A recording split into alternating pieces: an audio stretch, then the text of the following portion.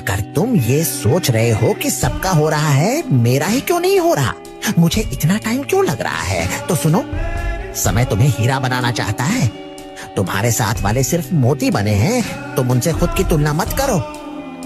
एक कोयला भी बहुत दबाव, तपन और अंधेरे से ही एक दिन हीरा बनता है। तो जितनी ज्यादा मुश्किलें आ रही हैं, उन्हें बस सहते जाओ। एक दिन तुम जरूर हीरा बनोगे।